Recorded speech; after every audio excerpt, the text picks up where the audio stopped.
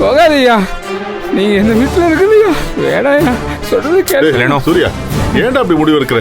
கொஞ்சமாவது என்ன பத்தி யோசிச்சு பார்க்க மாட்டியாடா? நீ போயிட்டா நாங்க எப்படி நிம்மதியா இருக்க முடியும்? சாரி டாடி, நீங்க பேச வேண்டியது என்கிட்ட இல்ல. இதோ இங்க நிக்கிறாங்களே உங்க பொண்டாட்டி, இவங்க கிட்ட உண்மை என்னன்னு தெரியற வரைக்கும் நாங்க இங்க இல்லாம இருக்கிறதா நல்லது. ஐயா, தயவு செஞ்சு என்ன தடுக்காதீங்க. நந்தினி போலாம். Bye daddy. ஐயா ஐயா, அதான் தங்கச்சி மணி. ஐயா பாருங்க சூர்யா, கேளு. அத்தா ஐயா, ஐயா.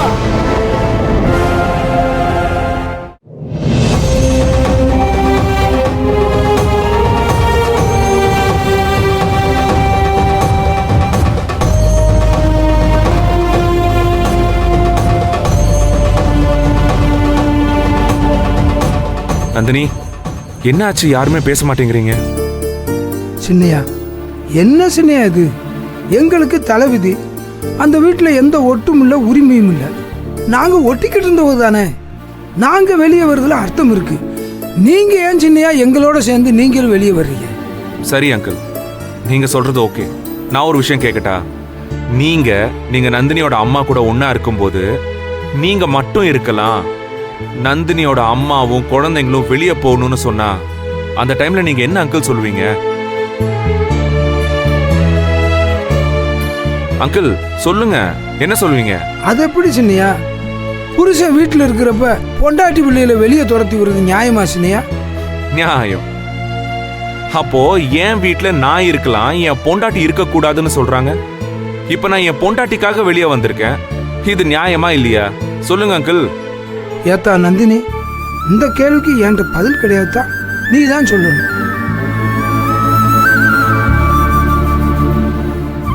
மாப்பிள்ளை தம்பி, இதெல்லாம் பேச்சுக்கு வேணா சரிப்பட்டு வரும்.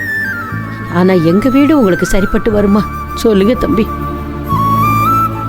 எங்க வீடு சின்ன வீடு, தனியா படுக்கிறதுக்கு கூட ரூமு கிடையாது. ஒரே இடத்துல தான் பிள்ளைங்களும் நாங்களும் உருண்டு கிடப்போம். 10 மணி ஆயிடுச்சுன்னா லைட்டை அமர்த்திடுவோம், அதுக்கப்புறம் கேட்டையும் பூட்டிடுவோம். இதெல்லாம் உங்களுக்கு சரிப்பட்டு வருமா சொல்லுங்க? ஆமா சின்னையா, எங்க வீடு எதுக்கு சின்னையா உங்களுக்கு? நீங்க பேசாம தனியா ஒரு வீடு வாடகை பிடிச்சு நீங்களும் நந்தினியும் தங்கிக்கங்க. நாங்க பேசாம எங்க பொழப்ப பார்க்க சின்னையா. அத்தா சார், அப்பாவும் அம்மாச்சியும் நீங்க வரக்கூடாதுங்கிறதுக்காக சொல்லல.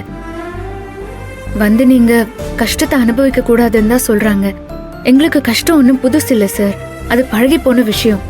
உங்களுக்கு என்ன தலையெழுத்தா எங்க கூட வந்து எல்லாத்தையும் அனுபவிக்கணும்னு? பேசாம நீங்க அங்கேயே போயிடுங்க.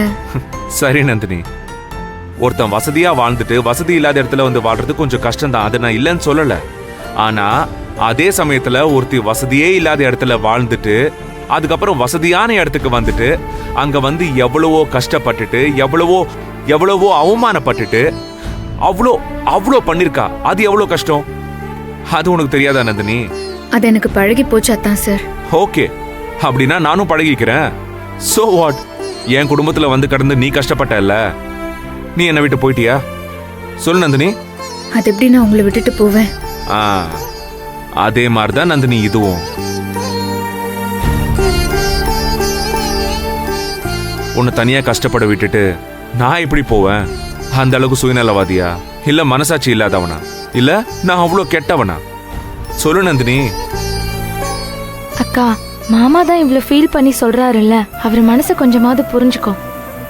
புனிதா, நல்லா உரைக்கிற மாதிரி உங்க அக்காவுக்கு சொல்லு. இத பாரு நந்தினி, என் குடும்பத்துல வந்து நீ கஷ்டப்பட்டல்ல, அதே மாதிரி நம்ம குடும்பத்துல ஐ மீன் உங்க வீட்டுக்கு வந்து நானும் கொஞ்சம் கஷ்டம்லாம் அனுபவிக்கட்டும். அதெல்லாம் ஒன்றும் பிரச்சனை இல்லை, அவ்வளவுதானே. அதுக்காக என்ன இப்படி எல்லாரும் சேர்ந்து துரத்து விட பாக்குறீங்களா?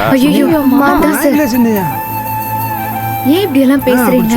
துரத்தி எல்லாம் விடல அத்தான் சார். உங்களுக்கு கஷ்டம் வேண்டாம் தான் சொல்றோம். எனக்கு கஷ்டம் வேணும் நந்தினி, ஓகேவா? ஓகே. அண்ட் ப்ளீஸ் சி, நான் உங்க எல்லாருக்குமே ஒரு விஷயத்த சொல்ல போறேன்.